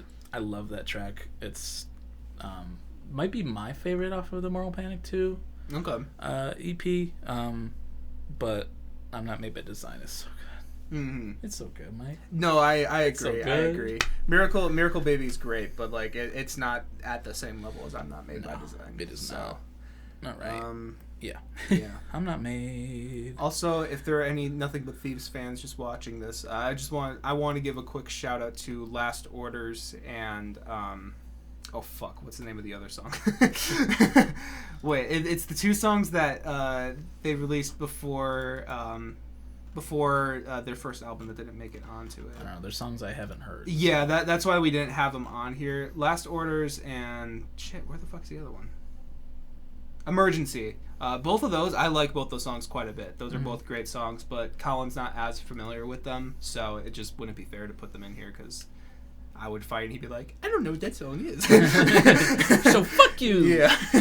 But yeah, no, I want to give a quick shout out to those tracks. Those are both great tracks. All right. Yeah. Are you ready for the fall of Graveyard Whistling, Mike? Yes. We have Graveyard Whistling versus Reset Me. This one to me is really clear, but it is we know my clear. Opinions for this one. Look, I love Graveyard Whistling. I love it a lot, but Reset Me. You know what? I think Graveyard Whistling takes this one. Okay. I hate Reset Me. So. Yeah. I actually hate that track. It took me a little while to remember what it was. But nah, man. Reset Me wins very... fuck me. God damn it. Reset... Me. Okay, Mario. Hi, Mario. Hi, Mario. Hello, stylist. Hi, Mario. Hello, Mario. All right. Sorry. Okay. You're good. Can you afford to be an individual versus take this lonely heart? Dang. These are both like hard hitters, and they kind of do similar feelings to me of making me feel feral. But no, for me, it's Can You Afford to Be an Individual? Yeah, me too. Yeah. I like this lonely heart, but I'm not really... Oh, I love it too. But for me, I don't feel like as bad because I'm like, yeah, I know Can You Afford to Be an Individual is going to be up there for me. Yeah, I'm really not looking forward to the next round, though. Oh, shit. I mean, actually, wait, it was foreshadowed earlier. Yeah, oh, no. Oh, no. No strategic tiebreakers. Go with your heart. All right, Particles versus Phobia, the Battle of the Peas. The Battle of the Peas. But Particles wins this one. Yeah. I love Phobia a lot, but Particles is a fantastic track. Even though that one was, a tiebreaker against... Was that the one that I did against myself? I think so. Yeah. Particles versus Itch. Yeah. I think it was. Even though, I let that one win because of a tiebreaker. It's a fantastic song. It's just Itch is also fantastic. Yeah. All right. Next we have Lover, Please Stay versus Broken Machine. Okay. Both great tracks for me personally. I think Broken Machine, even though I do love the song, and I think it's really interesting in their discography, Lover Please Stay is like them operating, like when it comes to ballad stuff, like almost at like the best of their ability. Like it's just Connor singing his fucking heart out over like this really mellow instrumental, and I think it does so well. Like I think Lover Please Stay is much more impressive, even though it's not as experimental as Broken Machine. No, I feel the same way. Yeah. Lover Please Stay moves on. I'm glad we're in agreement on that one, because that's one of those ones I was like, I love this song. I could see you being like, I don't remember the song as much, or like I'm not as much. I don't know, but like, because sometimes I think it falls into the background, because If I Get High is also a beautiful ballad from that same album. Yeah. But yeah. Yeah, no. Lover Please Stay is so good. But Drawing Pins versus Afterlife. This one's interesting. Yeah, it is. But, I'm curious to hear your thoughts first. Because I feel like these are both songs that I let go forward. They are. I like both of these songs a lot. Mm-hmm. Drawing Pins it's a really, really good, like, faster kind of song off of their first album. But Afterlife, we've said it multiple times, but it's haunting. The vocals are beautiful. I like it. I like how it closes out Broken Machine a lot. So I'm gonna go with Afterlife. But you know, I don't want my tiebreaker to go out on this. So. I know you don't. We're not, shouldn't be doing strategic tiebreakers. It needs to be with your heart for each round. But I can't. Yes, you can. At least for me personally, the way I see it, like I want to like be honest with myself for every single round and not try and think about strategic tiebreakers, because that, I don't know. It ruins it a little bit. It does a little bit. Saving your tiebreaker, tactical tiebreaker. I'm not trying to be tactical with it. I know. I just thought that was funny. But like you said, these are both songs that you. Yeah. No. I mean, I moved on. I know you're not. Yeah. Man, these both hold a very similar place for different reasons in my heart. I think I also am in agreement, though, that Afterlife does win over it a little bit. I think it's overall a more interesting song, even though I love Drawing Pins. I love the chorus on that song so much and what it builds into. I think Afterlife is just one of their coolest songs. I really like the way it's executed. Yeah. Do you want to give Drawing Pins a farewell by singing its chorus? In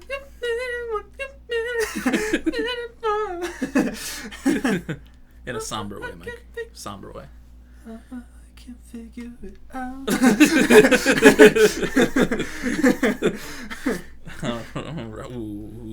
Go. Oh shit. Oh boy. Forever and Evermore versus If I Get High. Speaking of opposites. Oh no. Holy shit. If I Get High is just like in the worst spot for like all of these fucking.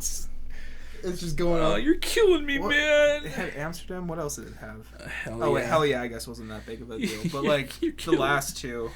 That really hurt, man. You hit me with the phone, you dick. Did you really call the cops? Shit. I mean, okay, I guess I'll speak on this one first. As we've been saying, Forever and Evermore, that is an absolute banger. It awakens something feral in both of us. For me, though, If I Get High is like top tier Nothing But Thieves, and like Forever and Evermore is not far from that, like at all in my brain.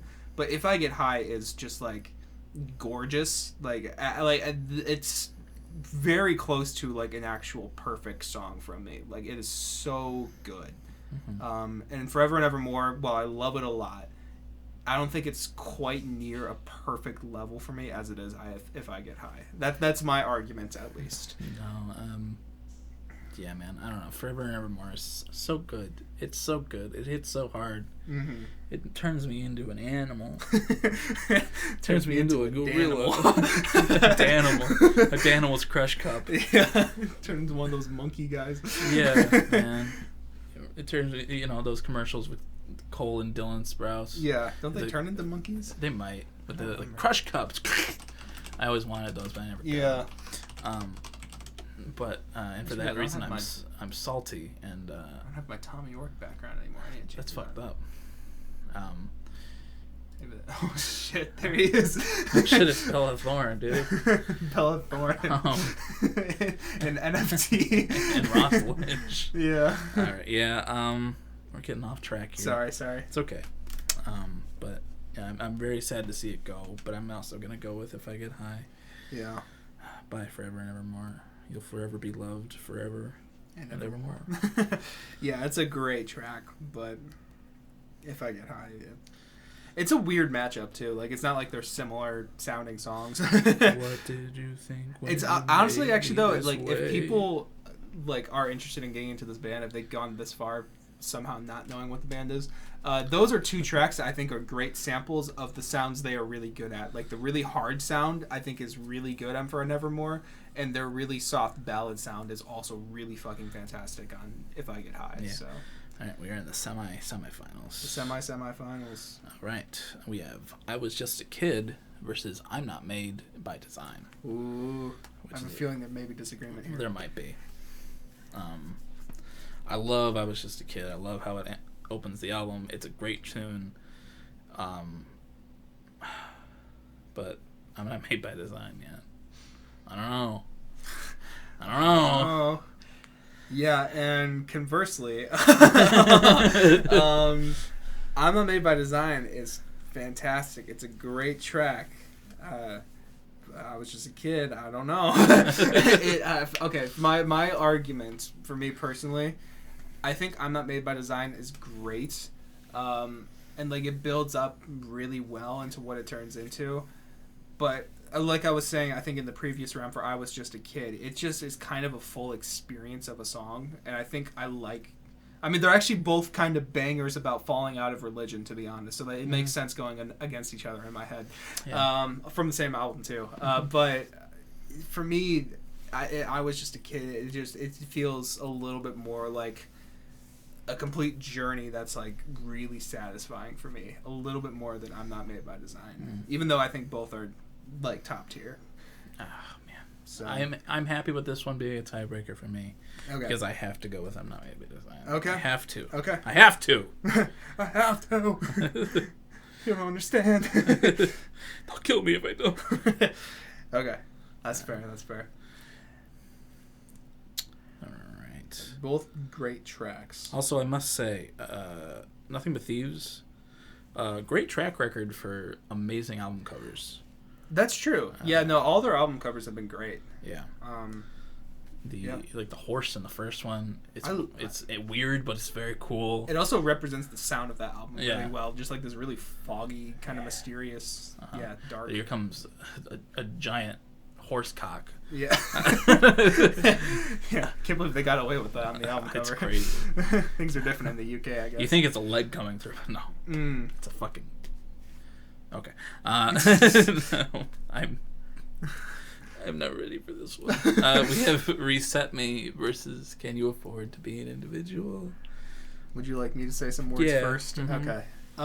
So, I mean, my pick for this one may be a little obvious because, as I alluded to earlier, actually, wait, I just realized this applies for every artist ever. Like we both mentioned, Can You Afford to Be an Individual was my pick, and then Reset Me was his pick. So this is arguably the real finale right here. Yeah. For me personally, I love Reset Me a lot. It's a great track, but it doesn't quite reach that high of Can You Afford to Be an Individual for me. Like, Can You Afford to Be an Individual just like it finds its wave like halfway through the song and then just like ramps up the entire way to the finish line, and I fucking love it for that reason. And Reset Me, it's great. It does a lot of things I love. It's a fantastic track, but it doesn't quite get to that level of like, oh my god, they're blowing my mind right now. So these songs are literally tied for my top spot. Yeah. In their discography. And it's I hate it. I hate this so much, Mike. Don't do it to me. I was having these feelings earlier. I can't let go of her. I'm sorry, Reset Me. I'm gonna go with Reset Me, but I know that it's the end for it. This feels like the end. He's just like, shut the fuck up. Don't make jokes right now. All right. Do it to me, Mike. Okay, I break the tie. Oh. I'm breaking your knot. What if you restart me? What if we restart? Can you afford the Can we restart, Mike?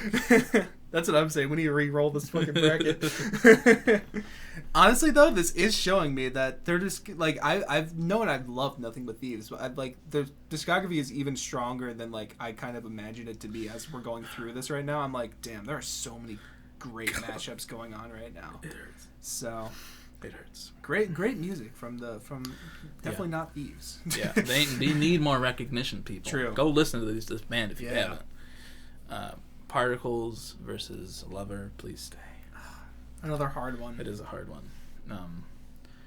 Particles, I like it a lot. I love it, even. But I love Lover, Please Stay so much. And the singing's just, I think, a little bit better. In some ways. I don't know. I think it's, I don't know. There's something more beautiful feeling about Lover, Please Stay. Mm-hmm. Particles just feels like a, they're both like, please don't go. Pretty much, yeah. Particles, I'll change everything about myself. Just please don't leave me. But Lover, it's kind of got that hopeless feeling to it. They're both kind of hopeless in ways. Actually, that's a good way to describe them. Actually, yeah, they're both like hopeless. Please don't leave me.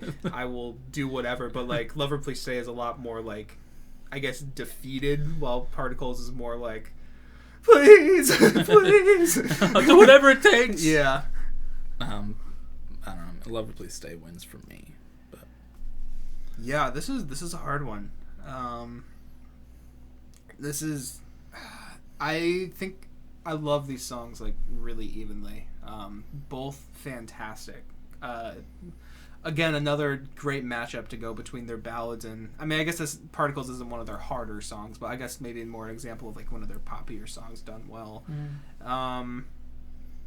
Fuck, man. I think I am slightly leaning towards Particles, honestly. Really? Okay. These are all very slight. Yeah. I'm not trying to create drama for the bracket. Like, it's really, if you see me, I'm over here like fucking meditating pretty much, looking inside myself to see what I really like more. And I think Particles slightly edges out over Lover, Please Stay, even though I love both songs a lot. Yeah. Well, it is my tiebreaker. It is your tiebreaker. Unfortunately, Particles must go. Yeah, so fuck me, I guess. Yeah. That's what I've been saying. You just haven't been listening.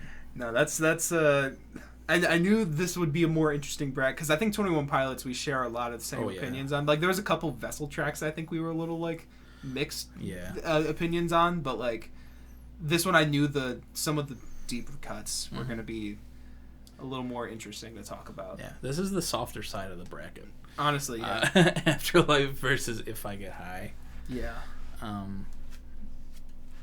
I mean, I love Afterlife. Obviously, you have to. But it's gotten this far into the bracket, and I fought for it. Mm-hmm. But If I Get High, I mean, did you see the shit it went through in its last two rounds? Uh-huh. Like, it's kind of a titan. And they're both ballad songs. And while I think Afterlife may be a little more interesting, If I Get High is just fucking phenomenal. Like, it is perfect for what it is going for. Mm-hmm. And taking account the like music video as well, adding that story of like the mom died and it's like RJ Mitty's character is like getting high in order to see her again. Yeah, it's like it just makes it even more beautiful. Yeah, I mean that whole lyric of "If I get high, will I see you again" is just so fucking heartbreaking. It is, like every time. It's and like the way he sings it too. Like I'm tearing up right now. What the fuck? It is so good. Yeah, it's a great song. Yeah, it's definitely that one. Yeah. After, I mean, hey. Why the fuck am I tearing up right now? Don't cry, Mike. It's okay. Crying live on pod just because I'm talking about lyrics I've heard since like 2015. Yeah. If that's not a sign enough to go listen to this, this band, then I don't know. It's really random. Yeah. I'm good. Okay. We are in the semifinals, baby. All right. And we have I'm Not Made by Design versus Can You Afford to Be an Individual? God damn. Another battle of the Titans. It is. Right now. It is. This is the semifinal, so it makes sense. The two sides of this bracket. Holy shit, wait, these make really a lot of sense. Yeah, they do. It's the two sides of this band. It really is. That's actually really hard as fuck versus ballad, extremely sad, somber ballads. Yeah. It's very interesting. That's really appropriate. I fucking love that, actually. That's great. It is. I do too. Yeah. But for now, I'm Not Made by Design versus Can You Afford to Be an Individual? Both great tracks. I mean, it's once again pretty obvious for me because, I mean, that one won my last one, and also I didn't choose the last I'm Not Made by Design, even though I fucking love that song. It's not quite at that level for me as Can You Afford to Be an Individual, so. God damn, I don't. Fuck! I mean, either way I lose, I think. I believe so. I think, yeah, because you got Lover Please Stay. Yeah, shit. Fuck me. God damn it. Yeah, I don't know. I'm Not Made by Design, I love it so much, but as I said before, Reset Me and Can You Afford to Be an Individual were tied for my top spot. Yeah. But I'm Not Made by Design is not very far off. Yeah, I feel that. So yeah, I'm gonna go with Can You Afford to Be an Individual as well. Here. Cool. So that's our first finalist. God damn, I'm gonna hate the fucking final of this. What the hell? I'm gonna have to make a decision. See you, baby. Okay. Alright, next we have Lover Please Stay versus If I Get High. The ballad side of the band. It is. Once again, this one's a little easy for me to make my mind up on because they're kind of like similar songs from the same album. And for me, as much as I love Lover Please Stay, it's gorgeous. In fact, it could be argued it's a little more gorgeous than If I Get High. But If I Get High, I think it's just the way that song is just built and everything is just, it's gorgeous. And it's like, it's top tier, like I said. And for me, it's, even though they're great songs, it's clearly If I Get High for me, personally. Man, I don't know. Thinking about it right now, If I Get High, I love it. We Mike just cried about it. Yeah, like a little bitch. But yeah, just playing Lover Please Stay in my head. Holy shit! What the fuck? Yeah, I did not think it was this long. Okay, playing Lover Please Stay in my head right now, and getting to that part where he's like kind of breaking a little bit. Yeah. In that chorus, I'm going with my heart right now. Okay. And I'm gonna say Lover Please Stay. I know it's gonna be gone, but yeah, I'm gonna go Lover Please Stay. Okay. But and that's my tiebreaker again. Yeah, the tiebreakers in the finals are rough. It makes me feel bad. Look, I'm happy with anything winning. I love this band so much. Right. But okay, and we're at the finals now. Yeah. Ooh, and this is a tough final for me. Yeah. Oh man. All right. Oh, fuck. We have Can You Afford to Be an Individual versus If I Get High. This is extremely hard because they're so different. Yeah, like we said, like both sides of the bracket, like in the semifinals, they're represented both sounds of their both of their sounds. Yeah. So now, like the finale here is one style versus the other style. I will go to either one of these songs depending on my mood. Right, yeah, that's actually a really good way to put it. Yeah. Can You Afford to Be an Individual? If I'm angry, if I'm looking for an angry song, I will definitely go for that. But if I'm feeling a more somber, kind of calm or sad mood, I will go to If I Get High. And it's very conflicting. Yeah. And it's very hard for me.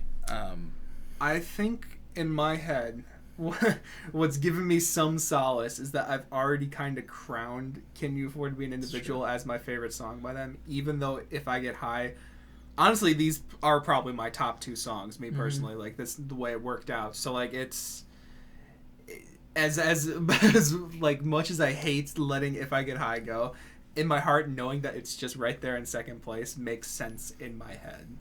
Even but something about Can You Afford to Be an Individual is just like, I love every second of that track, and the way it builds is just like masterful to me. And If I Get High is very similar. I love every second of that track, but it doesn't, as much as it hits me on an emotional level, it doesn't get me pumped up, I guess. I don't know. It's not meant weird, to get you pumped up. I know, yeah.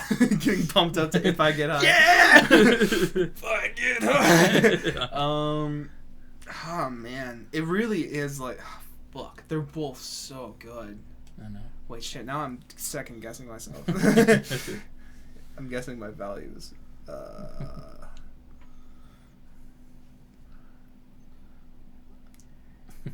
Damn.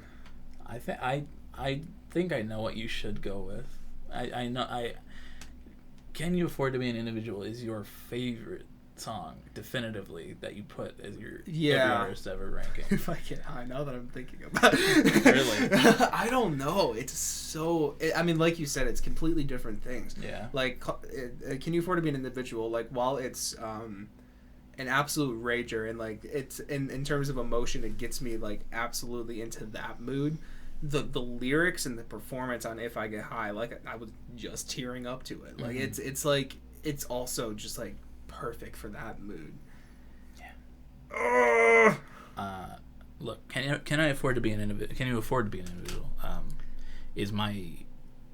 Is tied for my favorite song by the band, but If I Get High is my second favorite ballad by them after Lover Please Stay. So I personally am going with Can You Afford to Be an Individual? Yeah. But it is.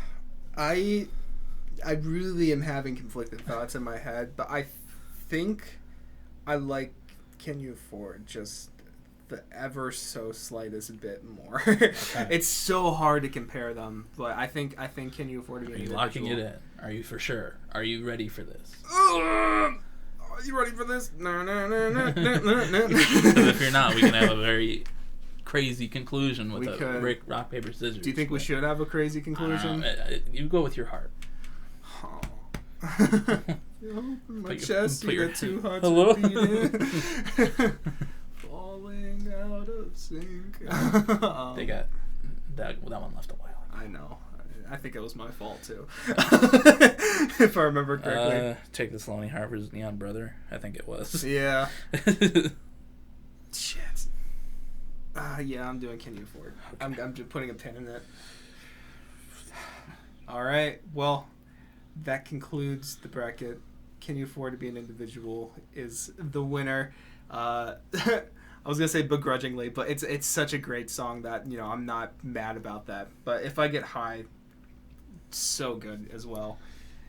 Yeah. What a crazy bracket. Yeah, there was a lot more tension on that one than there was for 21 Pilots. Yeah.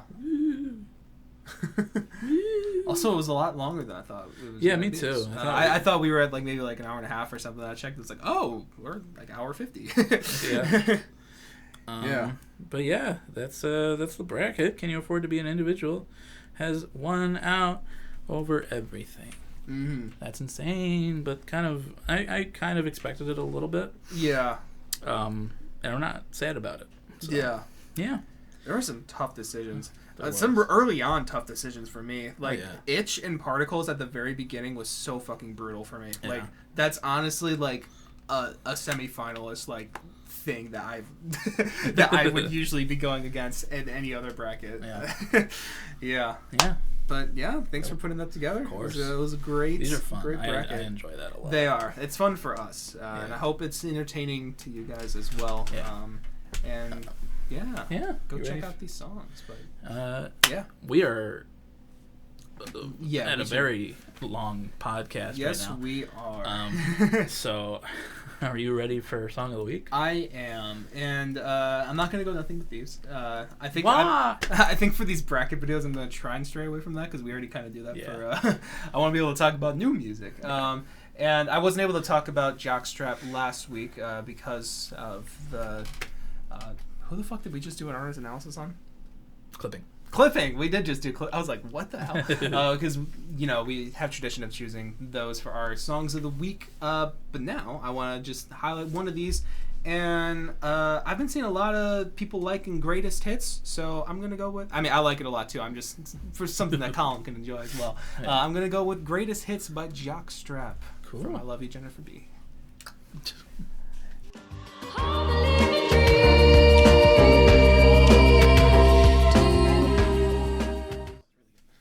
All right, Greatest Hits by Jockstrap. What'd you think of that? I liked it quite a bit. It was very pretty. I liked the little sample that was happening in there. I don't remember the first Jockstrap song you had on here. Yeah, I think it was City Hell. Or no, did I do Acid? I did Acid first. Yeah. I did Acid. Yeah. We both dropped it before we started back up, which is a weird choice for the end of a podcast. But, yeah, that was pretty good. Cool. Yeah. I just think it's nice and groovy. It's definitely... I think Fantano said in his review, he's like, this is like the definitive song that I'd show to someone who wants to get into Jockstrap, that, you know, this is the definitive song that I would show them or whatever, or something like that. And, I mean, I know you've heard stuff from them before, but, yeah, I don't know. I think it's a really good song, so... I didn't want to put another weird thing into the Song of the Week this week, so I was saving all of you. Not poisoning the well too much, you know? I liked it quite a bit. Cool. So, Cool. I'm really liking this new show album. Yeah. So I'm gonna go with something that caught me by surprise on the way here, listening to it again. End of Beginning. Okay. By Joe. Cool. Off of Decide. Sounds... See you in a sec. Yeah.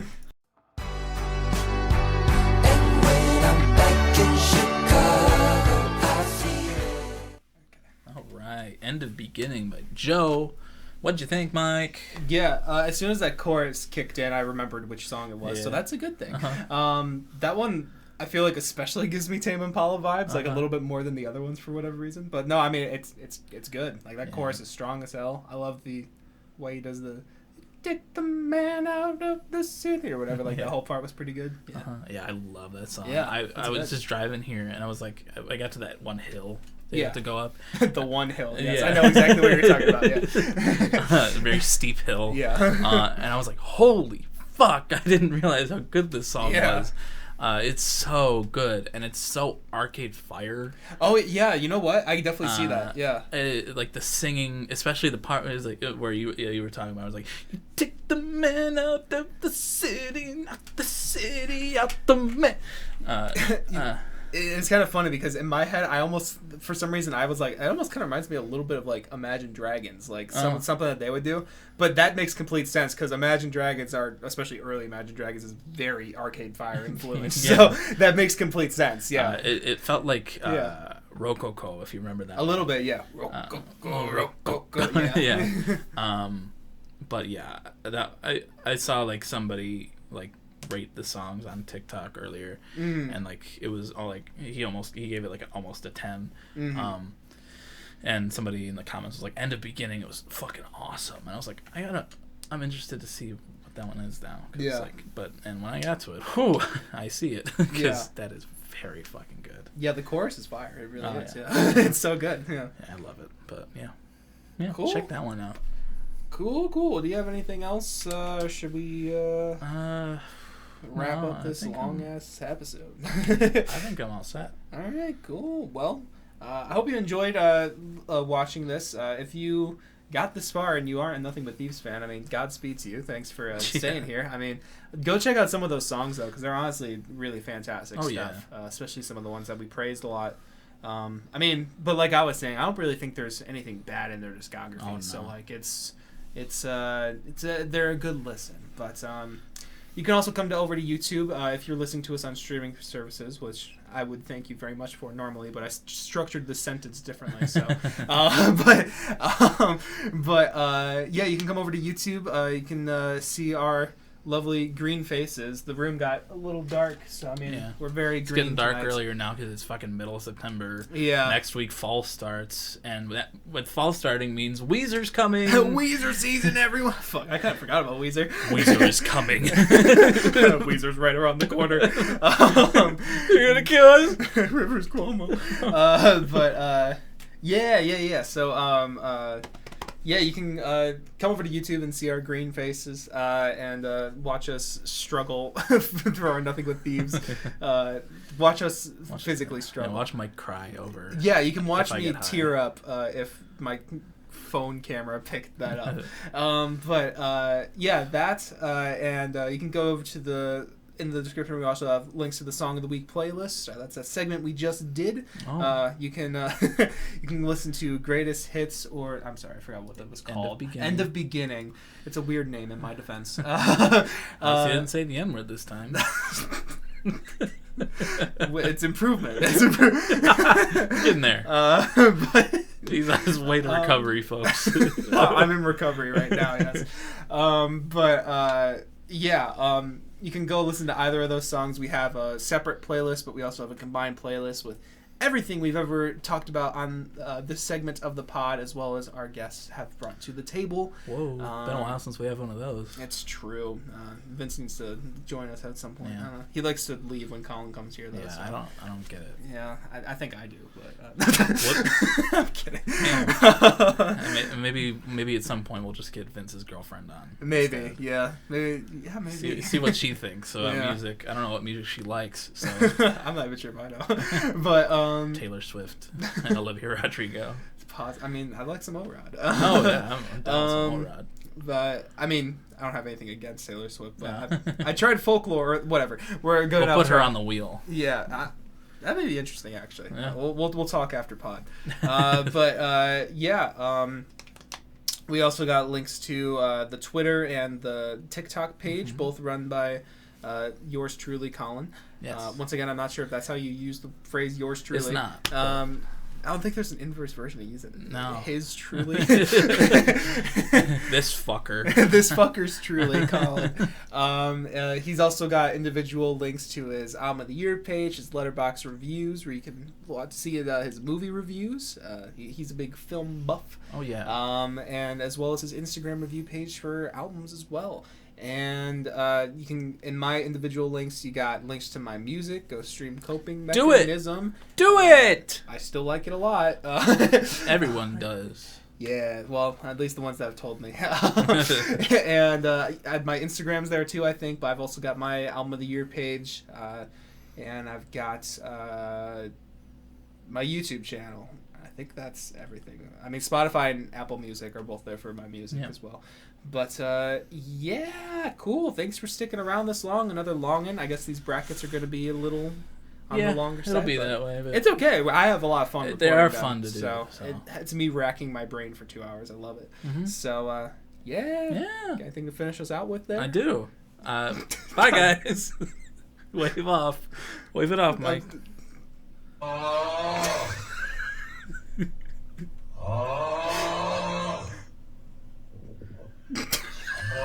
What was that noise?